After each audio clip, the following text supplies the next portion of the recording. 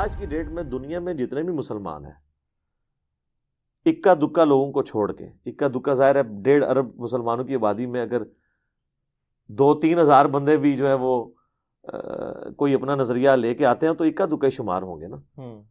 Over all مسلمان چاہے سنی ہو یا شیعہ، یہ 2 بڑے ہی فرقے ہیں نا، وہ کیا دین کا سورس صرف قرآن کو مانتے ہیں یا قرآن کے ساتھ سنت کو بھی سورس مانتے ہیں، اور آج کی ڈیٹ میں اسی سنت کا جو ریٹن ریکارڈ ہے احادیث اس کو بھی مانتے ہیں؟ تو آپ کا جواب کیا ہوگا اس میں؟ جی ایسے ہی ہے نا، امت تو اسی طرح ہی چل رہی ہے، دونوں کو مان رہے ہیں۔ لہذا جب میں لکھوں گا وحی، تو وحی کے ساتھ اگر بریکٹ میں لکھتا ہوں قرآن پلس صحیح الاسناد احادیث یا سنت، تو یہ اس لیے لکھ رہا ہوں کہ یہ پوری امت اس کو وحی مانتی ہے، اس لیے کہ وحی کی 2 جو کیٹیگرائزیشن کی گئی ہیں وہ اسی سمجھانے کے لیے، وحی مطلوب اور غیر مطلوب۔ وہ وحی جس کی تلاوت کی جاتی ہے یہ قرآن، اور وہ وحی جو آئی تو اللہ کی طرف سے ہے لیکن اس کی تلاوت نہیں کی جاتی، وہ سنت کی فارم میں ہمیں ملی ہے، اور اس وحی کو قرآن بھی انڈورس کرتا ہے۔ الحج اشہر معلومات، حج کے مہینے سب کو پتہ ہیں، قرآن نہیں بتا رہا، تو سب کو جو پتہ ہے مشرکین عرب کو بھی پتہ تھے، وہ مشرکین عرب کو جو حج کے مہینے بتائے تھے وہ ان کے بابوں نے بتائے تھے یا آسمان سے نازل ہوئے تھے کہ یہ حج کے مہینے ہیں؟ الٹیمیٹلی تو آسمان سے ہی نازل ہوئے ہیں نا۔ حج کسی نے ڈیوائز تو نہیں کیا، پہلے سے حضرت آدم سے بھی تو پہلے نہیں ہے نا، کہیں سے تو سٹارٹ ہوا ہے نا۔ جب پہلے بندے کو یہ بتایا گیا کہ یہ حج کے مہینے ہیں، اس بندے کو کس نے بتایا تھا؟ اللہ نے۔ تو جب اللہ سے بندے تک کوئی بات آتی ہے وہ وہی کہلاتی ہے، اور پیغمبر کے ذریعے ظاہر ہے۔ سورہ حج میں بھی آتا ہے کہ ہم نے ابراہیم علیہ السلام کو کہا کہ حج کے لیے ندا کرو، لوگ دور دراز علاقوں سے پتلے پتلے اونٹوں پہ سوار ہو کے تم تک پہنچیں گے۔ تو یہ حج کا پورا طریقہ بھی اللہ تعالیٰ نے حضرت ابراہیم کو، ان کی اولاد کو سکھایا، وہ بھی سورہ بقرہ کے اندر آتا ہے، سارے مناسک ان کو سکھا دیے۔ تو وہ اب وہ حالانکہ وہ ساری ڈیٹیلز قرآن کے اندر نہیں آئی ہوئی ہیں، حج کے مہینوں کے نام تک نہیں آئے، تو اس کا مطلب ہے کوئی ایسا علم بھی ہے جو وہی تو ہے لیکن قرآن کے اندر موجود نہیں ہے، اور قرآن اس کو انڈورس بھی کرتا ہے۔ سورہ نساء کے اندر آتا ہے کہ ہم نے تمہیں پہلے حکم دیا تھا کہ اپنے ہاتھوں کو بندھا رکھو، یعنی شروع میں جہاد کا حکم نہیں تھا مکی دور کے اندر، اب ہم تمہیں الاؤ کرتے ہیں۔ سورہ محمد جسے کہتے ہیں سورہ قتال بھی، صلی اللہ علیہ وآلہ وسلم، وہ نازل ہوئی۔ اچھا، پورے قرآن میں وہ آیت کدھر ہے جس میں لکھا ہے اپنے ہاتھوں کو بندھا رکھو؟ کوئی نہیں ہے۔ وہ اللہ تعالیٰ نے وہی غیر مطلوب یعنی نبی علیہ السلام کے دل کے اوپر القاء کی۔ اچھا، قرآن کہتا ہے جب جمعے والے دن جمعے کی نماز کے لیے ندا دی جائے تو فوراً لپکو اور کاروبار زندگی ترک کر دو، سورہ الجمعہ میں۔ اب قرآن یہ نہیں بتا رہا کہ وہ ندا کیا ہوگی، فارسی میں ہوگی، عربی میں ہوگی، انگلش میں ہوگی، اور اس کے الفاظ کیا ہوں گے کہ آ جاؤ جمعے کے لیے، اپروپریٹ تو یہ الفاظ ہوں گے نا۔ تو میں نے تو اپنی زندگی میں کبھی یہ ندا نہیں سنی آ جاؤ جمعے کے لیے۔ ہم تو اذان ایک سنتے ہیں جو اللہ اکبر سے شروع ہوتی ہے، لا الہ الا اللہ پہ ختم ہوتی ہے۔ اب کوئی بیٹھ جائے اس کے ساتھ انجین نہیں کرنا کہ قرآن میں جمعے کے لیے ندا دی جائے، تو لہٰذا یہ جتنی دنیا میں اذانیں ہو رہی ہیں اس میں تو جمعے کا لفظ ہی کوئی نہیں ہے، لہٰذا یہ قرآن سے ٹکراتا ہے۔ یہی کچھ کر رہے ہیں جو قرآن اور سنت کا تقابلی جائزہ کرواتے ہیں نا، وہ اس طرح انجینئرنگ کرنے کی کوشش کرتے ہیں۔ تو ہم انہیں کہیں گے یار یہ آپ کو کس نے اختیار دیا کہ آپ اس طریقے سے چیزوں کو یہ نہیں کرنا شروع کر دو؟ تو اذان کے الفاظ سنت کے ذریعے ٹرانسفر ہوئے، سنت ہی کا ریٹن ریکارڈ احادیث ہے۔ جب تک یہ بنیادی بات کلیئر نہیں ہوگی نا کہ دین کے سورسز 2 ہیں، قرآن اور سنت، آگے بات چل ہی نہیں سکتی۔ اصل چیز ہے یہ ماننے کی۔ اور یہاں تک کہ جس طرح غامدی صاحب نے فرمایا کہ سنت قرآن پر مقدم ہے، یعنی سنت پہلے سے تھی اور قرآن نے جو اس میں غلط چیزیں تھیں ان کو ہائی لائٹ کر دیا، ان کی ریمیڈی فرما دی۔ کچھ چیزیں قرآن کے ذریعے ریمیڈی ہوئیں اور کچھ چیزیں جو ہیں وہ احادیث کے ذریعے۔ مثلا قرآن حکیم میں آتا ہے کہ وہ سیٹیاں اور تالیاں مار کے طواف کعبہ کیا کرتے تھے، لیکن قرآن نے طواف کعبہ کا صحیح طریقہ بھی تو کوئی نہیں بتایا، وہ کدھر گیا؟ جب قرآن اس غامدی صاحب کہتے ہیں نا جی، اب چونکہ غامدی صاحب ہی ڈسکس ہوں گے اس پورے مسئلے میں، کیونکہ اس ماڈرن ایج میں انہوں نے ہی مسئلہ کھڑا کیا، تو اس وقت اس پورے سسٹم کے امام تو غامدی صاحب ہی ہے نا، حافظہ اللہ تعالی۔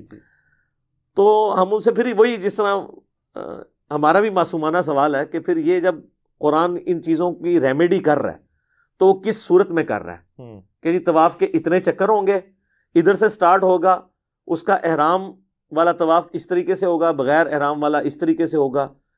نٹی گریٹیز تو نہیں، موٹی موٹی چیز بھی کوئی نہیں بیان ہوئی ہے. تو اس کا مطلب ہے کہ قرآن ہمیں خود سنت کی طرف گائیڈ کر رہا ہے. من یطع الرسول فقد اطاع اللہ، یقول ان کنتم تحبون اللہ فاتبعونی یحببکم اللہ. اچھا یہ جو میں ڈسکشن آپ سے کر رہا ہوں، واللہ اگر یہ چیز بنیادی سمجھ آ جائے ہمارے 90% سے زیادہ مسائل حل ہو جائیں گے. ایگزیکٹ. ابھی کچھ عرصہ پہلے کی بات ہے، ایک قادیانی بھائی تشریف لائے، ایجڈ تھے وہ، اور وہ احمدی تھے، یعنی جو امتی نبی کا عقیدہ بھی رکھتے ہیں. تو بیچارے اتنی کتابیں اور پوری تیاری کر کے ادھر آئے ہوئے تھے، ان کو پتہ ہی نہیں تھا جا رہا کس کے پاس ہو. تو وہ کبھی کوئی آیت پڑھے، میں نے کہا اس طرح نہیں ہے، اصول پہلے طے کریں گے. آپ یہ بتائیے کہ اصول کیا ہے، کہ صرف قرآن دلیل ہوگا یا سنت بھی؟ اگر آپ کہیں گے صرف قرآن دلیل ہے تو ہم سب سے پہلے جس شخص کو آپ کلیم کیے ہوئے نا پروفٹ، ہم ڈائریکٹ قرآن سے اس کا ذکر سننا چاہتے ہیں. ٹھیک ہے، آپ نے وہ اسمہ احمد نہیں پڑھنا کیونکہ اس کا نام تو غلام احمد تھا، وہ تو احمد ہے، تو وہ تو آپ کے فٹ نہیں، اس نے پھر مان لیا کہ جی سنت بھی ہے. ہاں میں نے کہا آپ سنت پہ آئیں گے تو پھر ہم سنت کو اسی پیرائے کے اندر دیکھیں گے کہ سنت عملی تواتر سے ٹرانسفر ہوئی ہے اور اسی کا ریٹن ریکارڈ احادیث کی شکل میں آج سے 1200 سال پہلے جمع کیا گیا. اس کو آپ نکال دیں. جو عملی تواتر سے جسے آپ بھی سنت مانتے ہیں نسل در نسل، اس میں کہیں پہ آپ کا یہ عقیدہ بیٹھتا ہے کہ نبی علیہ السلام کے بعد کوئی نبی آ سکتا ہے؟ نہیں. تو وہ پھر آئمہ سے شروع ہو گئے، ان کو سمجھ آ گئی، پھر ان کا انشاءاللہ پھر ملیں گے. اور مجھے پتہ ہے اس طرح کے لوگ دوبارہ کبھی واپس نہیں آتے. اگر ماننا ہوگا تو مان لیں گے، ہمارا تو کام صرف دعوت پہنچانا تھا. تو یہاں پہ بھی ہم نے یہ طے کرنا ہے اگر سنت پیرلل میں سورس ہے، سنت ایگزسٹ کرتی ہے. اب جب غامدی صاحب کا مسئلہ شروع ہوتا ہے نا تو وہ سنت کو مانتے ہیں کہ جی سنت تو ہے. اچھا پھر وہ کہتے ہیں سنت اور حدیث میں فرق ہے. سر سنت اور حدیث میں فرق کو کون نہیں مانتا؟ ہم نے کب کہا سنت اور حدیث میں فرق نہیں ہے؟ لیکن ہم کہتے ہیں کہ آج کی ڈیٹ میں سنت اور حدیث انٹرچینجبل ورڈ ہے. کیوں؟ سنت نبی علیہ السلام کا طریقہ ہو، آپ نے کر کے دکھایا ہو، فرمایا ہو، آپ کے سامنے ہوا ہو، جسے وہ کہتے ہیں حدیث تقریری، حدیث قولی، حدیث فعلی. یہ سب کی سب چیزیں سنت میں. ایون صحابہ کرام اور ابن رضوان کا جو اجماع ہے جن باتوں کے اوپر، یا کسی انڈیویجول صحابی کی رائے ہے اور باقی صحابہ کی مخالفت نہیں پائی جاتی، یہ سب کی سب چیزیں سنت ہیں. اس لیے کہ صحابہ کرام کا جو سورس آف نالج تھا وہ نبی علیہ السلام کی مبارک ذات تھی. وہ اپنی ذات سے تو کچھ نہیں کہیں گے جب دین کے حوالے سے تعلیم کر رہے ہوں گے. اور اگر کوئی کہتا ہے کہ صحابہ کرام نے اپنی ذات کے اعتبار سے بھی دین میں کچھ انجیکٹ کیا ہے، تا وقت ہے کہ باقی صحابہ کے اقوال کی روشنی میں یہ بات ثابت نہ ہو جائے کہ کسی سے مس ہینڈل ہوا ہے، وہ الگ بات ہے. اوورآل جس کے اوپر کنسنسس ہے، اور آپ کہیں کہ سارے صحابہ نے کنسنسس کر کے دین میں ایک نئی چیز داخل کر کے امت کو دے دی ہے، تو اس کا تو مطلب ہے سر قرآن جو ہے جو دین لے کے آیا تھا 1400 سال پہلے، وہ صحابہ کے ساتھ ہی پھر ختم ہو گیا، بلکہ سب سے پہلے تو معاذ اللہ اس کو ختم کرنے والے صحابہ ہو گئے. تو ایسا نہیں ہے. تو سورس آف نالج قرآن اور سنت ہے، یہ دونوں سورسز ہیں، اور ان دونوں کو ملا کے ہم کسی منطقی انجام تک پہنچیں گے. یہ قرآن کا عیب نہیں ہے کہ اگر کوئی شخص سنت کو حجت مانتا ہے، یہ قرآن کا عیب نہیں ہے. قرآن ہی نے بتایا کہ سنت کی طرف جاؤ. اس کو میں سمجھاتا ہوں، ہم جب بچپن میں جن دنوں میں ہم نے میٹرک کی ہے 1992 میں، اس وقت تو یہ کیلکولیٹر استعمال کرنے کی اس طرح اجازت نہیں ہوتی تھی، تو لاگرتھم کی بک ملتی تھی، لاگ کے لیے ایک علیحدہ سے بک کھولنی پڑتی تھی، پھر آپ ویلیو ڈالتے تھے. اسی طریقے سے قرآن نے ہمیں سنت کی طرف گائیڈ کیا، حج کی طرف، نماز کی طرف، زکوٰۃ کی طرف ریفر کر دیا. وہ جس طرح لاگ کی بک علیحدہ تھی وہ سنت، اور وہ سنت ریٹن فارم میں آ گئی احادیث کی شکل میں. اب احادیث کے جو نسخے لکھے گئے آج سے 1200 سال پہلے، لوگ کہتے ہیں جی ہمیں کیا پتہ جی کہ وہ 1200 سال پہلے 1200 سال گزر گئے ہیں. اچھا ہم ایک معصومانہ سوال کرتے ہیں، بینگ این انجینئر، ایک وہ علم ہے جو 1200 سال پہلے فریز ہو گیا، اور ایک وہ علم ہے جو آج تک فریز نہیں ہو رہا. جو نیا مولوی آتا ہے وہ اپنی سنت جاری کر دیتا ہے. کوئی کہتا ہے جی یہ جو گرین پگڑی سنت ہے، کوئی کہتا ہے جی یہ براؤن پگڑی سنت ہے. اور یہ کتابوں کا کتنا احسان ہے اس امت کے اوپر، ان محدثین کا، کہ انہوں نے آج کی ڈیٹ میں تو 1200 سال کہہ رہا ہوں، ہو سکتا ہے مزید 1000 سال بھی گزر جائیں، کہ انہوں نے آپ کو ایک چھلانگ میں 1200 سال عبور کروا کے نبی الاسلام کے پہلے 300 سال کا جو زمانہ ہے وہاں پہ پہنچا دیا کہ اس وقت تک کن چیزوں کو سنت مانا جاتا تھا، اور وہ انہوں نے ریٹن ریکارڈ میں رکھ دی. اور ایک وہ ہے جو ان 1200 سال میں جتنی تبدیلیاں ہوئی ہیں ایڈ ہو کے کئی میجورٹی میں وہ لوگ چیزیں فالو کر رہے ہیں، اور وہ میجورٹی کی وجہ سے اتھارٹی بنی ہوئی ہے. تو جب ان کو پیش کیا جاتا ہے وہ نہ قرآن پہ پوری ہو رہی ہوتی ہے نہ حدیث پہ، تو ایک عام آدمی کا پھر یہی اپروچ ہوگی نا کہ یار مجھے آج کا دین نہیں، 1200 سال پہلے دین کس طرح کا تھا، کوئی ریٹن میں ہے، کوئی ریکارڈ بتائیں. تو ہم کہیں گے ہاں ہے، کیونکہ ان 1200 سال میں جو تبدیلیاں ہیں، جو وقت کے تھپیڑے ہیں، جو علماء نے اس میں چیزیں داخل کی ہیں، اس سے تو وہ چیزیں آزاد ہوئی نا. اور اگر آپ کہتے ہیں نہیں ہم نے ان کتابوں کو نہیں لینا، سینہ بسینہ لینا ہے، تو سر ٹھیک ہے پھر آ جائیں. سینہ بسینہ پہ سب سے پہلے تو یہ بات کرنے والے پھنس جائیں گے. غامدی صاحب تو کہتے ہیں رفع ذہن کے بغیر بھی نماز ہو جاتی ہے، اس کے ساتھ بھی. ہم کہتے ہیں اب آپ اپنے اصول پہ قائم رہیں. ہم جائیں گے عرب، صحابہ کی اولاد ہیں، سینہ بد سینہ دین ٹرانسفر کر رہے ہیں، اور دیکھتے ہیں وہاں کیا ہو رہا ہے. پھر آپ نے ہمیں یہ نہیں کہنا کہ وہ ترک رفع ذہن والے لوگ بھی تو انڈیا میں پائے جاتے ہیں نہ. پھر انڈیا کی نہیں ہم تواتر مانیں گے. کیوں؟ کیونکہ انڈیا کے جو لوگ ہیں رہنے والے وہ تو ہندوؤں کی اولادیں ہیں. یعنی یہاں کوئی شخص یہ دعویٰ کر سکتا ہے سوائے سید کے کہ میں نسل در نسل ہمیشہ سے ہی مسلمان ہوں نبی الاسلام کے آنے کے بعد. تو پھر مجھے بتائیں کہ تواتر ان کا مانا جائے گا یا ان کا؟ اس کو پنجابی میں ایک مثال دی جاتی ہے کہ خالص دودھ بھینس کے نیچے سے ملتا ہے، گوالے سے نہیں. تو جہاں پہ گوالے دین لے کے آئے ہیں ان گوالوں کا دین ہم مانیں گے، یا ہم جو اوریجن ہے مکہ اور مدینہ اس کا مانیں گے نا؟ تو پھر مکہ مدینہ کو مانے نا. پھر وہاں پہ اور بحثیں شروع ہو جائیں گی. ہوتا یہ ہے کہ ایک اصول کے اوپر قائم نہیں رہتے، مصیبت ہمارے لیے کھڑی کر دیتے ہیں. تو لوگوں کو نظر آ رہا ہوتا ہے. تو یہ ریٹن ریکارڈ ہی ہے اس زمانے میں جو مرتب کیا گیا، اور نسل در نسل جو مسلمانوں نے سنت ٹرانسفر کی ہے اسی کا یہ ریٹن ریکارڈ ہے. باقی آپ نے یہ ایک علمی ڈسکشن ضرور ہو سکتی ہے کہ سنت اور حدیث میں فرق کیا ہے، کریں جتنا مرضی. اینڈ رزلٹ یہ ہے کہ آج کی ڈیٹ میں سنت کو حاصل کرنے کا سورس حدیث ہے. عملی تواتر تو ہے، لیکن عملی تواتر صرف وہ والا مانا جائے گا جو اجماع امت ہے. اگر بنگلہ دیش کا عملی تواتر دیوبندیت ہے، ایران کا عملی تواتر شیعہ ہونا ہے، پاکستان کا عملی تواتر بریلوی ہونا ہے، اور سعودیہ کا عملی تواتر اہل حدیث ہونا ہے، تو پھر آپ کدھر جائیں گے؟ اجماع اور عملی تواتر تو وہ مانا جائے گا نا جس میں پوری امت کنسنسس کرتی ہو. مثلا نمازیں 5 ہیں، فرض رکعتوں کی تعداد 17 ہے، نماز قبلہ رخ ہو کے پڑھنی ہے، مردے کو قبلہ رخ دفنانا ہے، کنسنسس ہے. اب جہاں پہ اختلاف آئے گا پھر آپ کس کی بات مانیں گے؟ جس کی آواز اونچی ہے. آپ نے خود ہی کہا کرائٹیریا ہوگا نا جی. ایک بندہ کہتا ہے جی کہ یہ جو ٹیبل ہے یہ 3 فٹ چوڑا ہے، ایک کہتا ہے یہ 3 کلومیٹر ہے، اور ایک کہتا ہے 3000 کلومیٹر ہے. تو جس 3000 والے کی اگر آواز اونچی ہوئی تو وہ جیت جائے گا. تو یا دوسرا طریقہ جی فیتا مار کے دیکھو کہ بھئی ٹیسٹ کیا بالکل اس کا جو کرائٹیرین ہے اس کے اوپر اس کو جج کیا جائے.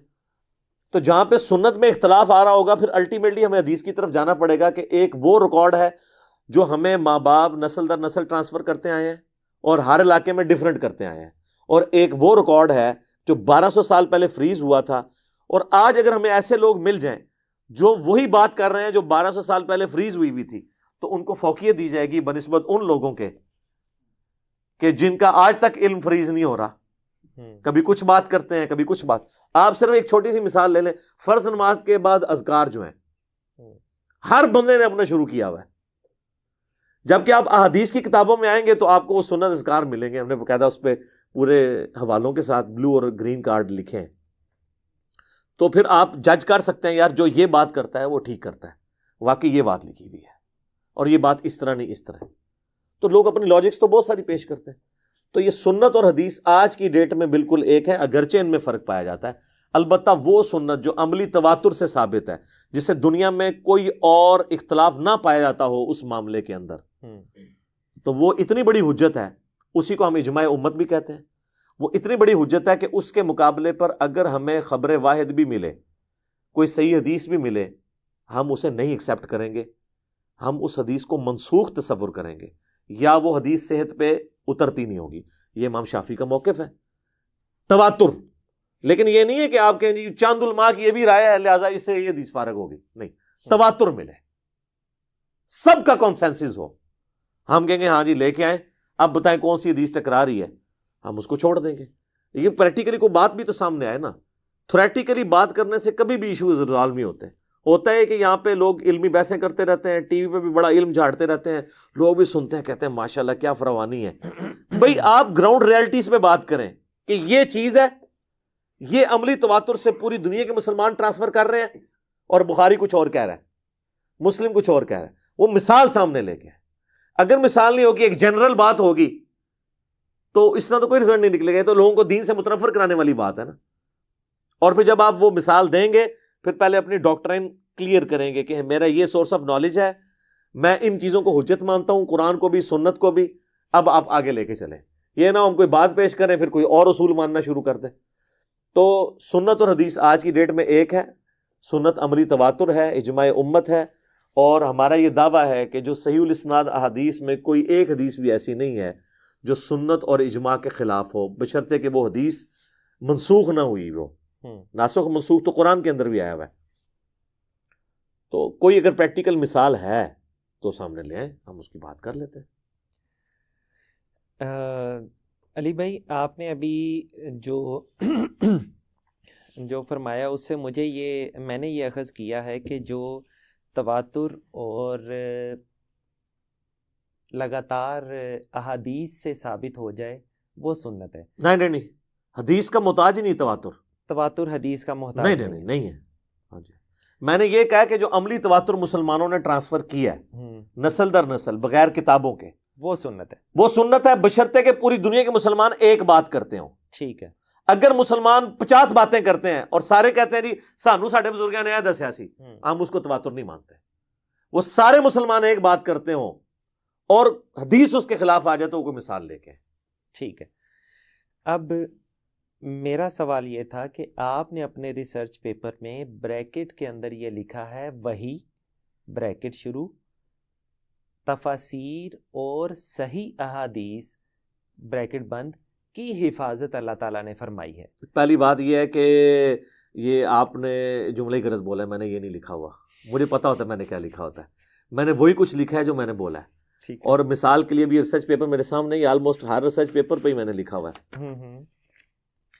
امام الانبیاء کے، ہاں دیکھ لیں، یہ بھی لکھا ہے وہی قرآن اور اس کی تفسیر یعنی صحیح احادیث۔ جی جی، آپ کہہ رہے ہیں تفسیر تو نہیں ہم مانتے علماء کی لکھی ہوئی، قرآن اور اس کی تفسیر یعنی صحیح احادیث، یعنی جو صحیح الاسناد احادیث ہیں وہ جو قرآن کی تفسیر بیان کر رہی ہیں وہ وہی ہے، اس لیے کہ احادیث سنت کا ریکارڈ ہے، اور سنت کا سورس آف نالج پروفٹ ہے، اور پروفٹ کو سنت اللہ نے سکھائی ہے۔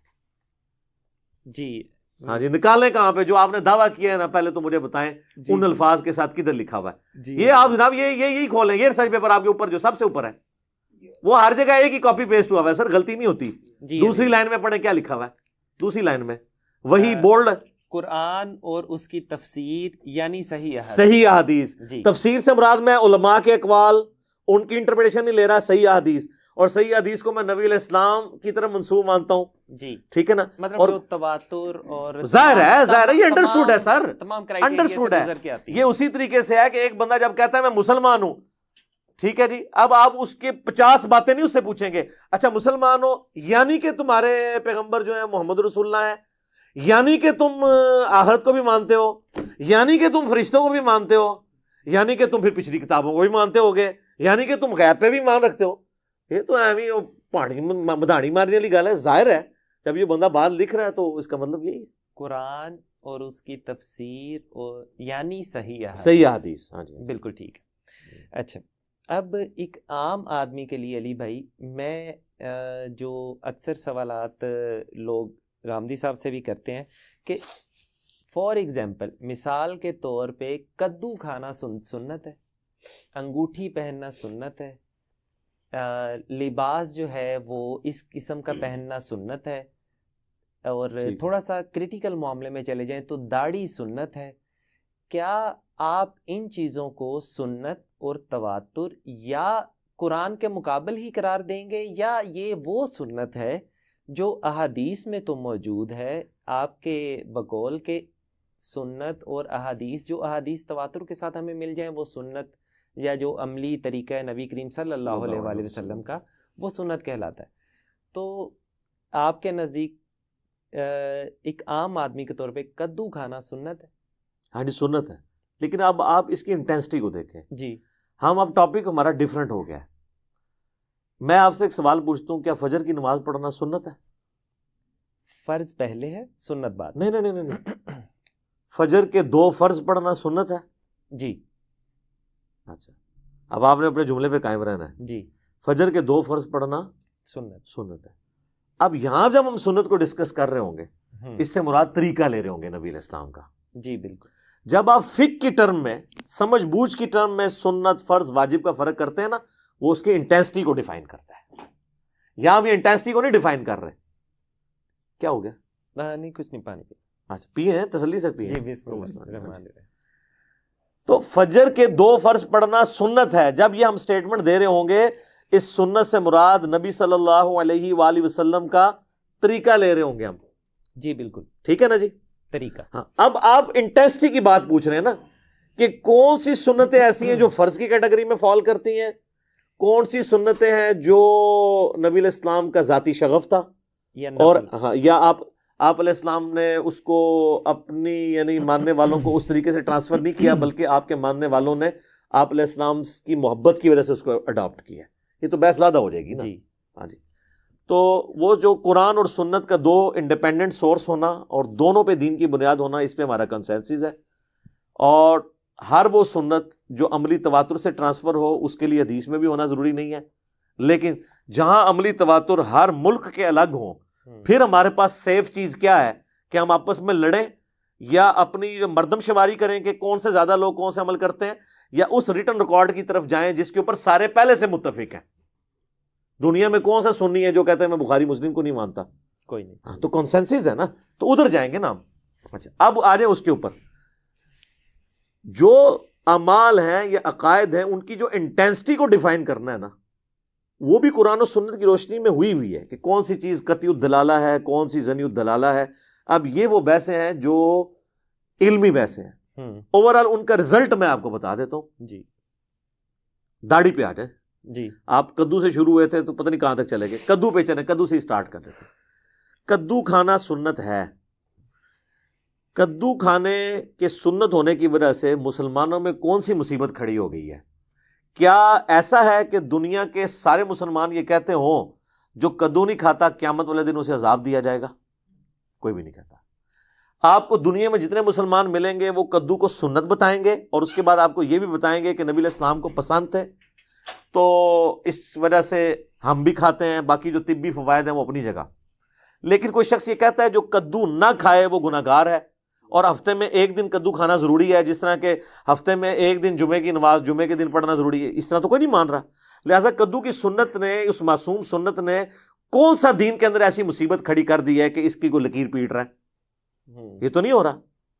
اب رہا چند صوفیاء کے واقعات کہ جی وہ فلاں بندے نے کھڑے ہو کے قاضی ابو یوسف کے سامنے کہہ دیا مجھے کدو پسند نہیں، تو وہ اندر سے تلوار نکال کے لے آئے. تو سر قاضی ابو یوسف جو کچھ کرتے رہے ہیں ہم تو اس کو کنڈیم کر رہے ہیں، ان کا ذاتی فعل ہے. اللہ کا شکر ہے کہ آپ یہاں پہ اگر کسی کے سامنے ایسی بات کرتے ہیں تو وہ تلوار نکالنے نہیں جائے گا. ویسے کو پاگل ہے تو لادہ بات ہے، کون کہے گا؟ گھر میں بچپن میں اللہ کے فضل سے آپ سارے لوگ ہی کدو کو بچپن میں ناپسند کرتے رہے ہیں. آج تک کسی باپ نے اپنی اولاد تو ذبح کوئی نہیں کی ہے قاضی ابو یوسف کے فتوے کے اوپر. پریکٹیکل مثال ہے. کدھر ہماری کلچرل نہیں ہے. اور یہ بھی یاد رکھیے گا، کدو کا ناپسند ہونا کسی کو کوئی ایسا مسئلہ نہیں ہے. نبی علیہ السلام نے خود کئی چیزیں پسند نہیں فرمائی. بخاری مسلم میں آتا ہے کہ خالد بن ولید کہتے ہیں کہ گوہ کا گوشت لا کے رکھا گیا ہمارے سامنے، نبی علیہ السلام بھی بیٹھے ہوئے تھے، تو میں بڑے مزے لے کے کھانا شروع ہوا اور حضور میری طرف دیکھ رہے تھے کہ کتنے خوشی خوشی سے یہ کھا رہا ہے. تو میں نے کہا یا رسول اللہ آپ بھی کھائیں. آپ پر میں میرے علاقے کی غذا نہیں، میں نہیں کھاؤں گا یہ. یعنی آپ کی وہ طبیعت مائل نہیں ہوتی اس طرح. تو اب اس کی بنیاد پہ آپ یہ کہیں گے کہ نبی علیہ السلام نے اللہ تعالیٰ کی کسی نعمت کی کفران نعمت کر دیا. تو یہ اللہ نے اتنی ساری چیزیں کیوں پیدا کی ہیں کہ کوئی کسی کو پسند ہوگی کسی کو. تو اس کی ناپسندیدگی کی وجہ سے یہ نہیں ہوتا کہ کوئی شخص نبی علیہ السلام سے نفرت کر رہا ہے. یہ آپ کا ذاتی شغف تھا. البتہ جو چیزیں آپ نے ایسے دین تعلیم فرمائی ہیں سر اس میں تو ہم پھر پکڑیں گے. مثلا آپ علیہ السلام فرمایا تم میں سے کوئی شخص, صحیح مسلم میں حدیث ہے, اور میں مسلم کے حوالہ اس لیے دے رہا ہوں کہ ریٹن ریکارڈ ہے آپ کے لیے ہے کہ پوری امت کو پتہ ہے یہ عملی تواتر سے. آپ علیہ السلام نے فرمایا, صحیح مسلم کی حدیث ہے, کوئی شخص بائیں ہاتھ سے کھانا نہ کھائے, بائیں ہاتھ سے شیطان کھاتا ہے, تم کھانا دائیں ہاتھ سے کھاؤ. آپ کہتے ہیں مسلم شریف میں اتنے سخت الفاظ آ گئے, چھوڑ دیں. آپ ذرا مسلمانوں سے پوچھ لیں, دنیا میں کون سا مسلمان ہے جو کہتا ہے الٹے ہاتھ سے کھاؤ. یہ حدیث کی کتابیں نہ بھی ہوں, بخاری مسلم کی شکل بھی نہیں کسی نے دیکھی ہوگی, وہ بھی آپ کو بتا رہا ہوگا, وہ بھی اپنے بچے کو سکھا رہا ہوگا دائیں ہاتھ سے. عملی تواتر ہے, اور ایسا عملی تواتر ہے کہ دنیا میں کوئی مسلمان نہیں ہے جو الٹے ہاتھ سے کھانے کی ترغیب دلائے. ہمیشہ بچے کو دائیں ہاتھ سے کھانے کی ترغیب دلائی جائے گی. مسلم شریف میں حدیث ہے. اگر اب کوئی اس کا مذاق اڑائے گا اور کہے گا میں اس کو نہیں مانتا, یہ فضول چیز ہے, پھر ہم کہیں گے اب یہ دین کے اوپر حملہ ہے اور نبی علیہ السلام کی سنت میں حملہ ہے. اچھا, اسی طریقے سے نبی علیہ السلام ہر پسندیدہ کام دائیں طرف سے شروع کرتے تھے, لیکن کوئی بائیں طرف سے کرتا ہے سوائے کھانے کے تو آپ نے کوئی اس پہ قدغن نہیں کی. یا ایک اور چیز سنن ابن ماجہ میں ملتی ہے کہ دائیں ہاتھ سے لین دین کرو, شیطان بائیں ہاتھ سے کرتا ہے. وہ لین دین بھی یعنی آپ کسی نے پیسے دینے کو چیز لینی ہے, لیکن اگر کوئی ہے ہی لیفٹی ہے, اس کی بائیں بازو میں طاقت ہی نہیں ہے, تو اس کے اوپر شریعت تو یہ قدغن نہیں لگا رہی ہے. اب آگے آ جائیں, جو بخاری مسلم میں حدیث ہے کہ نبی علیہ السلام اپنے پسندیدہ کاموں کو دائیں طرف سے شروع کرتے تھے. یعنی کرتا پہننا ہے تو پہلے دائیں آستین پھر بائیں آستین, جوتی پہننی ہے تو پہلے دائیں پھر بائیں. تو انہوں نے بھی اس کو اسی طریقے سے تعلیم فرمایا کہ کرتے تھے. بالکل اس طریقے سے تعلیم نہیں فرمایا کہ وہ آپ صلی اللہ علیہ وآلہ وسلم جو ہے نعوذ باللہ من ذالک یہ فرمایا کرتے تھے کہ جو پہلا بایاں جوتا پہنے گا وہ گناہگار ہو جائے گا, اور یہ بایاں جوتا پہلے شیطان پہنتا ہے لہذا تم, یہ تو نہیں ہے. تو یہ اس لیول کی نہیں ہے. باقی آج کل ہماری تبلیغی جماعتوں کی وجہ سے, دعوت اسلامی کی وجہ سے یہ جو چھوٹی چھوٹی چیزوں کے اوپر اتنی نکیر ہوئی ہے, ان کا ذاتی شغف ہے, اور ان کے اوپر غامدی صاحب نے تو بہت بعد میں رد کیا ہے. ان کے اپنے علماء پہلے دن سے ان کو کہہ رہے ہیں کہ جو نبی علیہ السلام کی ذاتی شغف والی چیزیں تھیں ان کو آپ دین بنا کے پیش نہ کرو, بس صرف محبت کے طور پہ ضرور پیش کرو. ٹھیک ہے, جس طرح آپ نے کرتا پہنا ہوا ہے, میں نے بھی کرتا پہنا ہوا ہے, یا میں نے پگڑی پہنی ہوئی ہے, نبی علیہ السلام کا ذاتی ایک شغف تھا, ہم اس کو فالو کرنے کی کوشش کرتے ہیں. لیکن جہاں آپ علیہ السلام نے اس کو ایز اے دین تعلیم فرمایا ہے, جس سنت کو, تو وہ داڑھی ان میں ہی آتی ہے. حدیثیں بخاری مسلم کی داڑھی پہ چھوڑ دیں. غامدی صاحب نے خود 80s میں ایک مضمون لکھا تھا کہ داڑھی شاہر اسلام ہے, جو ان کا رسالہ چھپتا تھا. اس وقت انہوں نے بڑے دلائل دیے, ان میں سے کئی دلائل اب بھی وہ مانتے ہیں. وہ یہ مانتے ہیں کہ تمام نبیوں کی داڑیاں تھیں. میں اس سے ایک سٹیپ آگے جاتا ہوں, دنیا میں تمام ریلیجس پرسنالٹیز کی داڑیاں ہوتی ہیں, نہ بھی رکھیں وہ مانتے ہیں, چاہے وہ کرسچنز ہوں, جیوز ہوں, ہندو بھی. ایون یہ جو ڈاکٹر ذاکر نائک کے ساتھ جس کا مناظرہ ہوا تھا, سری سری روی شنکر, اس کی زلفیں بھی ہیں, داڑھی بھی ہے.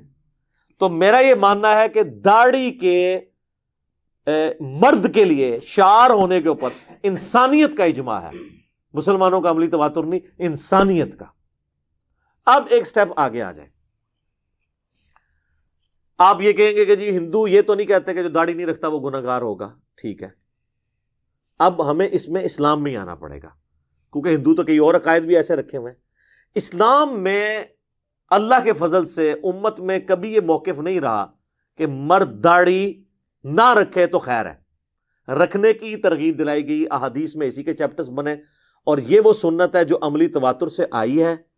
اور اس کا پریکٹیکل ثبوت یہ ہے کہ دنیا میں کسی مسلمان سے پوچھیں کہ مرد کو داڑھی رکھنی چاہیے یا نہیں, وہ نماز بھی نہ پڑھتا ہو, کلین شیو بھی ہو, وہ کہے گا رکھنی چاہیے. غامدی صاحب کے لیکچرز بار بار سن کے اس کی برین واشنگ ہو جائے, لادہ بات ہے.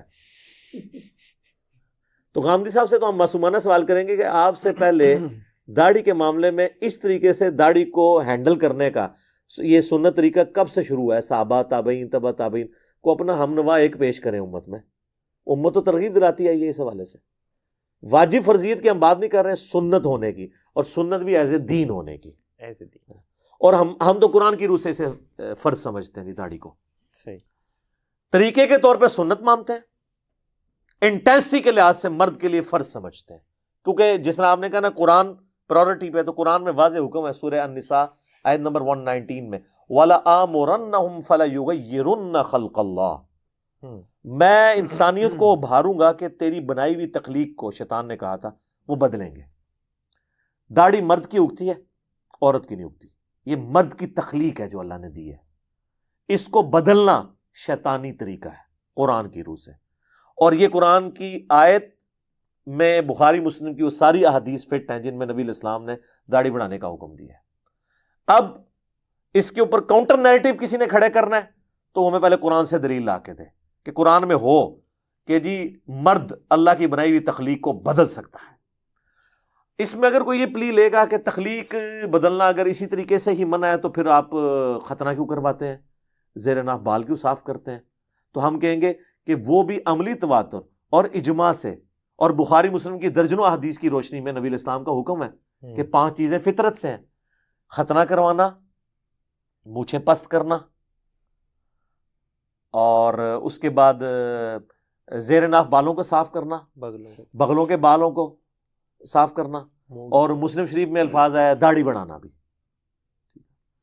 تو یہ چیزیں فطرت ہیں، یہاں پہ یہ فطرت ہے اور اس کی حکمت ہے.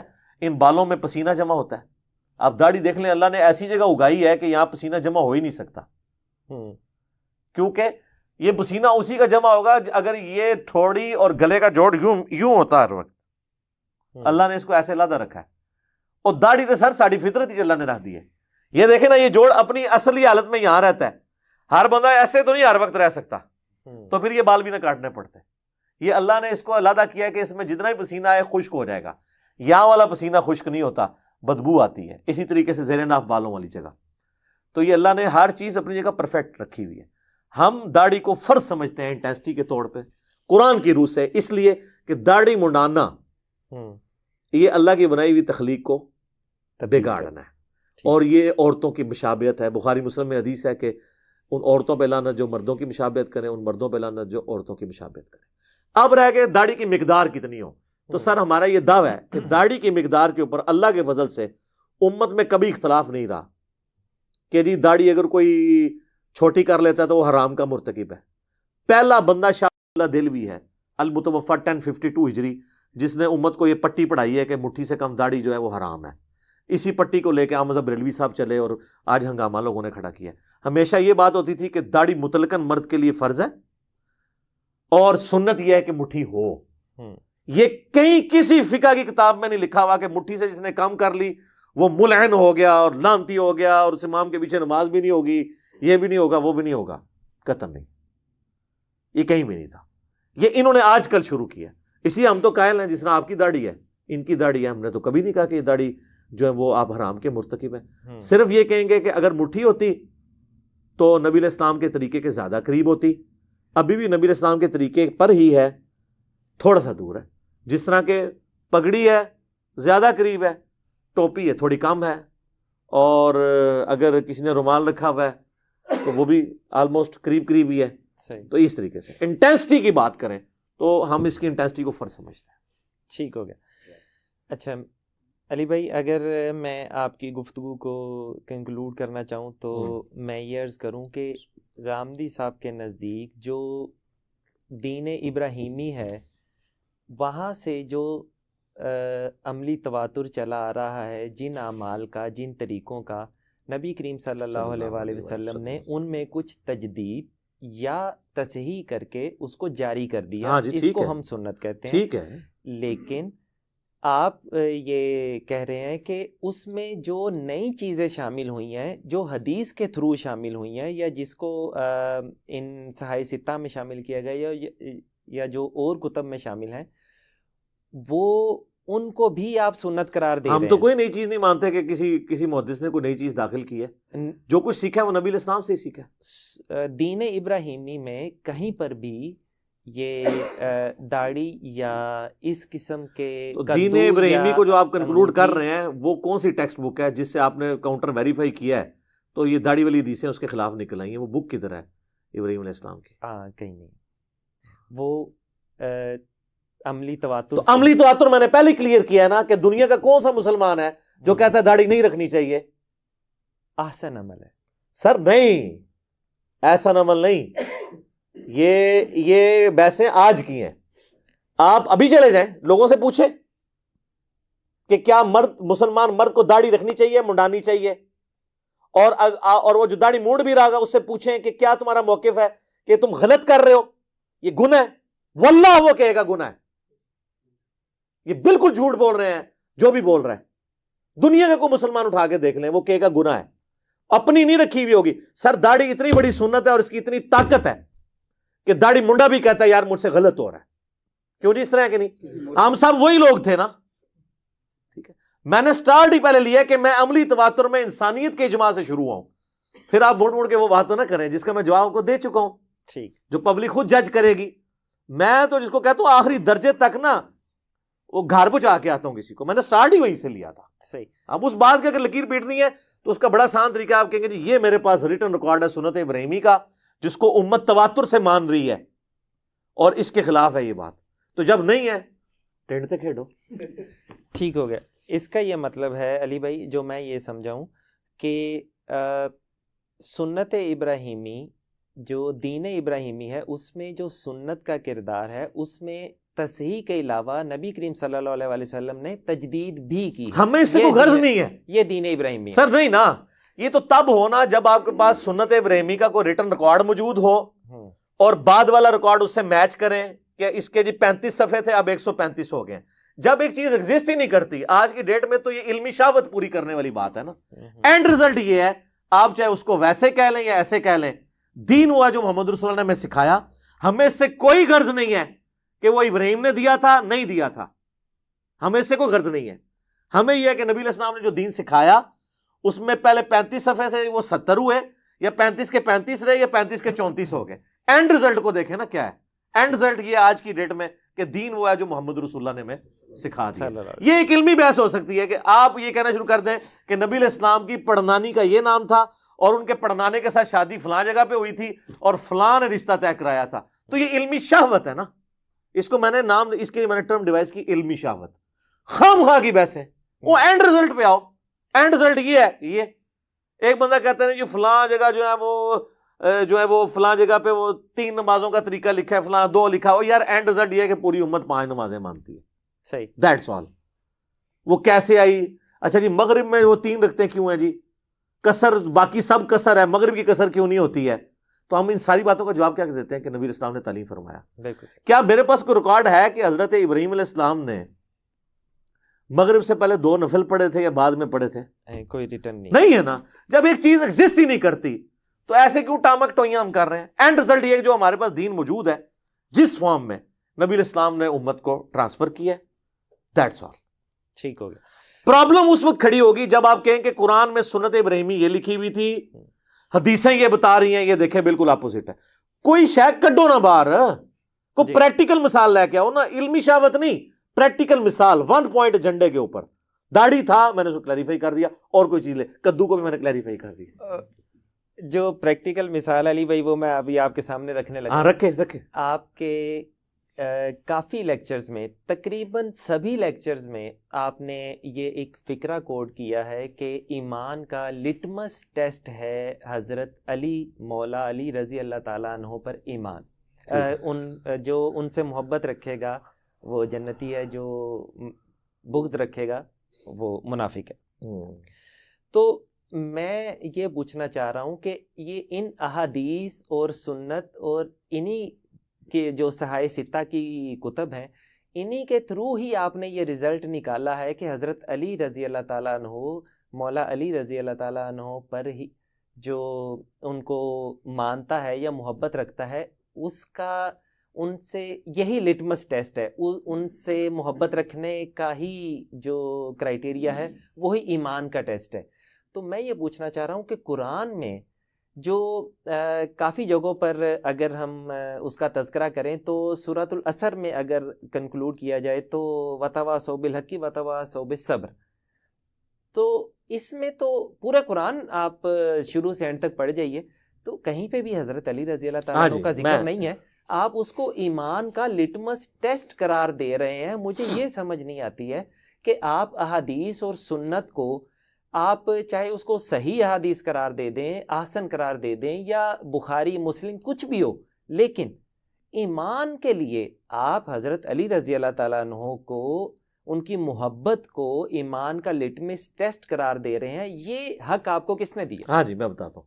پہلی بات ہے کہ یہ آپ نے جو کہا نا کہ ایمان کا لٹمس ٹیسٹ صرف حضرت علی کی محبت ہے، تو میں نے کبھی نہیں کہا.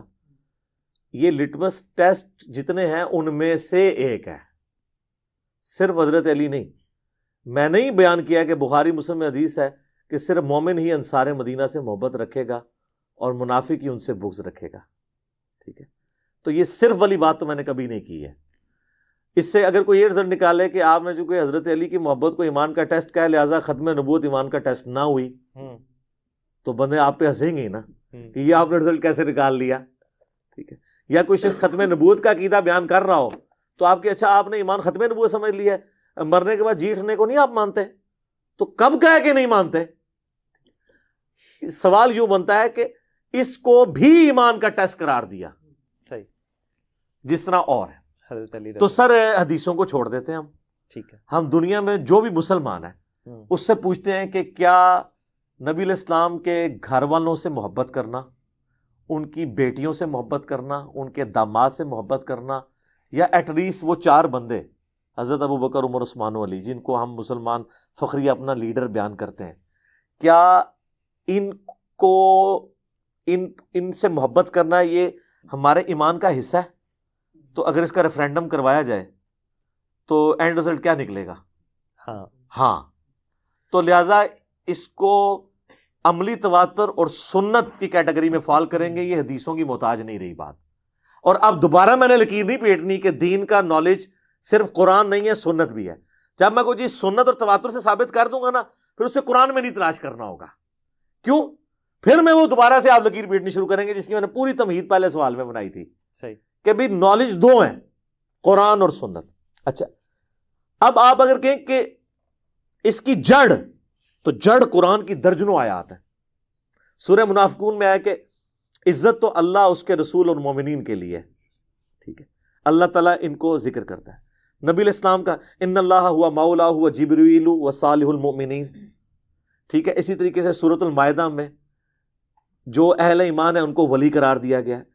اوور آل پورے کے پورا دین لے کے چلیں. بلکہ سورہ بقرہ کا سٹارٹ ہی کس سے ہوتا ہے کہ ایمان اس طرح لاؤ جس طرح کہ یہ لوگ ایمان لے کے آئے ہیں. جو پرسنالٹیز ہمارے لیے رول ماڈل قرآن کے میں پیش کی جا رہی ہیں، تو یہ قرآن کا تقاضا ہے کہ ہم ان سے محبت رکھیں. قرآن کو یہ کہنے کی ضرورت نہیں ہے کہ داؤد سے محبت رکھو نہ رکھو تو برابر ہے. قرآن میں کہیں آیا کہ حضرت داؤد علیہ السلام سے محبت کرو؟ نہیں. تو لیکن اگر میں کہوں کہ کوئی شخص اگر جو حضرت داؤد سے محبت نہیں رکھتا، ان سے نفرت رکھتا ہے، اس کا ایمان کامل نہیں ہے، تو میں جسٹیفائی ہوں. رسولوں پر ایمان، ایمان لادا چیز ہے، محبت لادا چیز ہے. ایک بندہ کہتا ہے میں داؤد علیہ السلام پہ ایمان تو رکھتا ہوں لیکن اس سے کوئی محبت نہیں، مجھے میں نفرت کرتا ہوں، پھر آپ کہیں گے ایمان مکمل نہیں. یہ چیزیں بیٹھتی ہیں قرآن کے مزاج کے اندر. تو کہ بھی جو بھی اللہ کی برگزیدہ ہستیاں ہیں، صراط الذین انعمت علیہم، ان کی محبت ہمارے ایمان کا حصہ ہے. اب رہا کہ وہ ایمان کا حصہ کس انٹینسٹی کا ہے، اس کے اوپر تو بات ہو سکتی ہے کہ جی کیا مولا علی کو ماننا ویسا ہی ہے جیسے رسول اللہ کو ماننا؟ نہیں. یہ بھی آپ عملی تواتر چیک کر لیں. دنیا میں آپ کسی شیعہ کے پاس بھی چلے جائیں، اس سے کہو کہ تم مولا علی سے اتنی محبت کیوں کرتے ہو، تو وہ حضرت علی کے جب فضائل گنوائے گا تو وہ سٹارٹ، سنی کو تو ضرورت نہیں نا، وہ تو ہم سمجھتے ہیں کہ وہ پہلے ہی اس پیٹرن پہ ہیں، یعنی ہم سے مراد آپ لوگ شیعہ غلوب کرتے ہیں نا. تو وہ کیا کہے گا آپ کو؟ کہ کہا کہ حضرت فاطمہ کے خاوند تھے، نبی علیہ السلام کے داماد تھے، حضور علیہ السلام کی نسل ان سے چلی ہے. ہر چیز کو رسول اللہ سے جوڑ رہا ہوگا نا جی. آپ شیعہ کا بھی نعرہ دیکھیں، محمد اور آل محمد، صلاۃ بر محمد و آل محمد، اللہم صلی علی محمد و علی آل محمد. آل علی تو کبھی بھی نہیں وہ کہتے، حضرت علی کو بھی رسول اللہ کی نسبت سے لے کے چل رہے ہوتے ہیں. تو ہم برابر نہیں کبھی بھی سمجھ رہے ہوتے. لیکن چونکہ نبی علیہ السلام نے فرمایا اور آپ نہ بھی فرمائیں تب بھی سارے اہل ایمان کے ساتھ یہ معاملہ ہے. باقی جن لوگوں نے زیادہ کنٹریبیوشن کی ہے دین کے لیے ان کی زیادہ پرائورٹی ہے. لیکن کوئی شخص یہ کوئی نہیں کہتا کہ جو حضرت علی کو یا حضرت ابو بکر کو نہیں مانتا تو وہ دوزخ میں ہی ضرور جائے گا ہمیشہ کے لیے، یا ان سے جو دشمنی رکھتا ہے ہمیشہ کے لیے. میں ہمیشہ کا لفظ بول رہا ہوں. عین ممکن کہ اللہ تعالیٰ ایک عام مومن کے ساتھ بغض رکھنا قرآن میں کیا پسندیدہ ہے؟ قرآن تو آپ کو کہہ رہا ہے اپنی بیویوں سے بھی بغض نہیں رکھنا آپ نے. تو اہل ایمان کے ساتھ بغض رکھنا تو بہت بڑی چیز ہے، عذاب تو اسے ہو سکتا ہے. تو یہ چیزیں کبھی بھی قرآن سے ٹکراتی نہیں. آپ اس کے لیے تھم رول یاد رکھیں. جتنے لوگ بھی لے کے آتے ہیں نا وہ غامدی صاحب جی قرآن اس سے خالی ہے، الموطا امام مالک اس سے خالی ہے.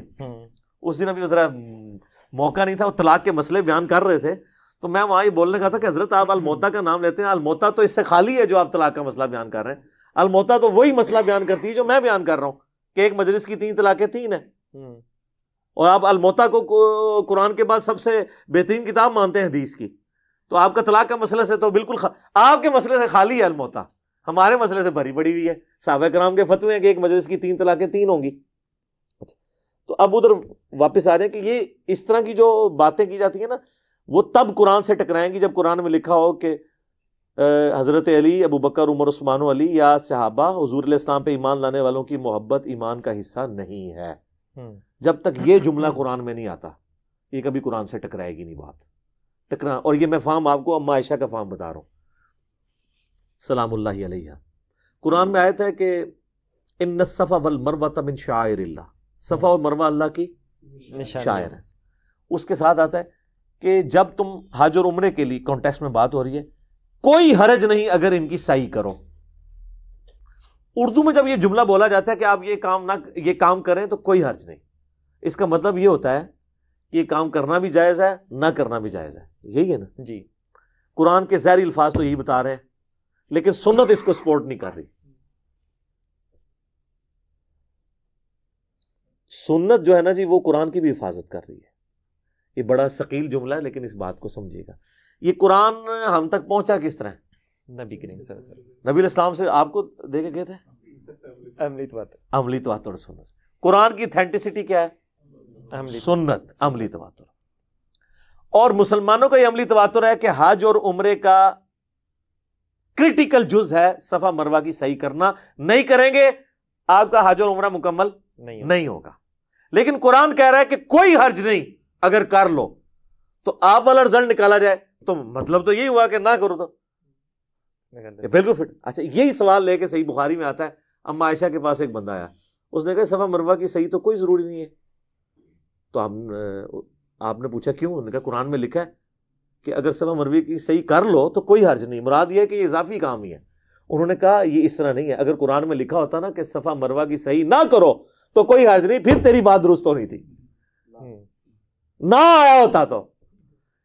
حالانکہ اس کی بات بھی لنگوسٹک کے پوائنٹ آف ویو سے کامل تھی، لیکن اما عائشہ نے پھر اس کا کانٹیکسٹ کلیئر کیا کہ یہ جو غامدی صاحب، یہ امین احسن اصلاحی صاحب بھی کہتے ہیں نا مزاج رسول، تو انہوں نے بتایا یہ کس مزاج میں نازل ہوئی ہے، یہ اللہ کا مزاج کیا تھا. انہوں نے کہا ہوا یہ تھا کہ جو مشرکین عرب مسلمان ہوئے نا تو انہوں نے دیکھا کہ ہمارے جو پریویس ادیان دین کے اندر جو چیزیں ان کا جو ٹوٹا پھوٹا جو تھا اس میں بڑی غلط چیزیں تھیں، اور اس میں صفا و مروہ کی صحیح بھی انہوں نے بت صفا مروہ پہ سجائے ہوئے تھے. اب جب وہ مسلمان ہوئے تو انہوں نے یہ سوچنا شروع کیا کہ ہو سکتا ہے یہ بھی بت پرستی ہی کی کوئی علامت ہو. تو اللہ نے اس کو انڈورس کیا کہ مشرکین عرب جو کچھ کر رہے ہیں سب کچھ ہی غلط نہیں کر رہے، کچھ ٹھیک بھی کر رہے ہیں. اس میں سے صفا مروہ یہ شاعر اللہ میں سے ہے. اگرچہ صفا اور مروہ پہ انہوں نے بت سجا دیے ہوئے ہیں لیکن یہ سیدنا ابراہیم علیہ السلام کی بیوی کی یاد دلاتے ہیں اس عمل کی جو تورات کے اندر ڈیٹیل سے آتا ہے. بخاری میں بھی اشارتاً ذکر موجود ہے، وہ جو دوڑی تھی. تو اس لیے ان کو کہا گیا کہ کوئی حرج نہیں کرو، یہ وہ نہیں ہے جو تم سمجھ رہے ہو، یہ اسلام کا حصہ ہے. حرج نہیں سے مراد یہ نہیں تھا کہ کر لو تو ٹھیک، نہ کرو تو کوئی حرج نہیں. یہ حرج نہیں کی انٹینسٹی آپ کو بخاری سے پتہ چلی ہے. قرآن تو بالکل خالی ہے اس سے، یہ انٹینسٹی سمجھانے سے کہ یہ کیوں کہا گیا کہ کوئی حرج نہیں. اچھا اب اس سے آگے چلیں آپ.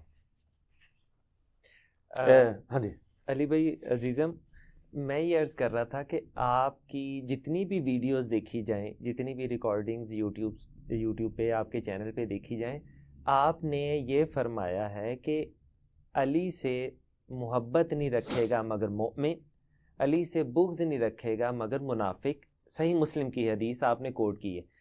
آپ نے ابھی یہ جو پچھلی گفتگو فرمائی ہے اس میں آپ نے یہ بیان کیا ہے کہ یہ تمام کے لیے لاگو ہو سکتا ہے، خلفائے راشدین کے لیے یا اکابرین کے لیے، لیکن آپ نے کبھی یہ نہیں فرمایا کہ ابو بکر سے محبت نہیں رکھے گا مگر مومن، ابو بکر سے بغض نہیں رکھے گا مگر منافق، عمر سے محبت نہیں رکھے گا مگر مومن، عمر سے بغض نہیں رکھے گا مگر اس لیے کہ وہ میری فیبریکیشن ہوگی نا، وہ ڈیڈکٹیو نالج ہے، یہ سیدھے سے اس کے لیے پھر مجھے حدیث گھڑنی پڑے گی نا. ایگزیکٹلی. ہاں تو میں حدیث گھڑوں گا نہیں نا، اس کی وجہ یہ ہے. اچھا اس کے پیچھے میں نے لاجک بھی اپنے لیکچرز میں بیان کی ہے. سنیوں میں کنٹراورشل کیا ابو بکر ہیں یا حضرت علی ہیں؟ حضرت علی. بس آپ کو جواب مل گیا. جس نے کنٹراورشل بننا ہے اسی کے بارے میں آئیڈینٹیفائی کیا جائے گا نا. اس کا بڑا اچھا لٹمس ٹیسٹ ہے. آپ کسی سنی کو محرم کے اندر میسج کر دیں کہ علی سے محبت نہیں رکھے گا مگر مومن، علی سے بغض نہیں رکھے گا مگر منافق، اس کا جو رسپانس آئے گا وہ چیک کر لیجئے گا. اور ایک جھوٹی حدیث گھڑ کے کہ ابو بکر سے محبت نہیں رکھے گا مگر مومن، میں اس عقیدے کو جھوٹا نہیں کہہ رہا ہوں. حدیث تو ظاہر آپ کو رسول اللہ پہ تو بڑی احتیاط ہے، آپ دنیا کی ہر اچھی بات رسول اللہ پہ تو نہیں ڈال سکتے. تو یہ ایک جھوٹی حدیث گھڑ کے کہ ابو بکر سے محبت نہیں رکھے گا مگر مومن، ابو بکر سے بغض نہیں رکھے گا مگر منافق، یہ بھی سنی کو بھیجیں. دونوں کا رسپانس سے آپ کو جواب مل جائے گا کہ کدھر اس کو تڑکا لگ جائے گا اور کدھر ایکسیپٹیبل ہو جائے گا. جہاں تڑکا لگنا تھا نا، مرچیں لگنی تھی، انہی چیزوں کو آئیڈینٹیفائی کیا جاتا ہے. جس طرح کہ ہم نے پہلے ڈسکس کیا کہ جہاں پہ ایشوز ہوتے ہیں نا وہ آئیڈینٹیفائی کیے جاتے ہیں ڈاکٹرن کلیئر کرنے کے لیے. تو نبی علیہ السلام کو چونکہ اللہ تعالیٰ نے غیبی خبر یہ دے دی تھی کہ امت کیا کچھ کرے گی، تو نبی علیہ السلام نے ان چیزوں کو ہائی لائٹ کیا. اس کی آج کی تازہ مثال آپ نے جمعہ ادھر ہی پڑھا ہے نا مسجد میں. جی. علامہ صاحب نے 3 دفعہ حدیث بیان کی ہے، کم از کم تو میں نے سنی ہے، مجھ سے پہلے بھی 3 دفعہ آدھی حدیث کیوں بیان کی ہے؟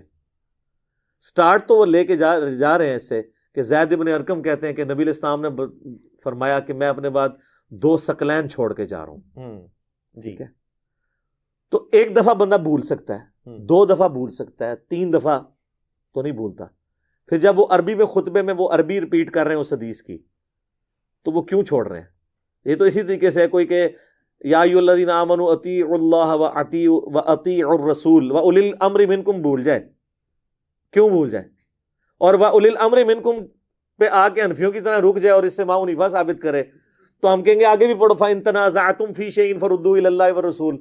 تو وہ ہم اس کو بدنیت ہی سمجھ رہے ہوں گے نا. اس کی وہ ثقلین کیوں کہہ رہا ہے؟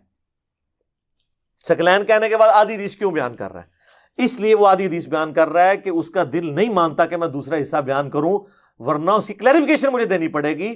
اور وہ ایک مس شیف کر رہا ہے کہ جب 2 چیزیں ہیں نا اور قرآن پہ میں زور لگا رہا ہوں تو پبلک کو تو سنیوں نے یہی کہانی کرائی ہے کہ دوسری چیز تو سنت ہی ہوتی ہے، تو دوسری وہ خود فلنگ دی بلینکس کریں گے، غلط فلنگ دی بلینکس. وہ غلط فلنگ دی بلینکس کرانے کے لیے وہ حدیث نہیں بیان کر رہا. اگر واللہ میں کہتا ہوں وہاں پہ سنت ہوتی تو وہ بیان بھی کر دیتا کہ حجۃ الوداع پہ حضور نے فرمایا 2 چیزیں چھوڑ کے جا رہا ہوں. وہاں کبھی آپ نے سنا ہے 2 چیزیں چھوڑ کے جا رہا ہوں؟ ایک قرآن ہے، بس پکڑ لینا، گمراہ نہیں ہوگے.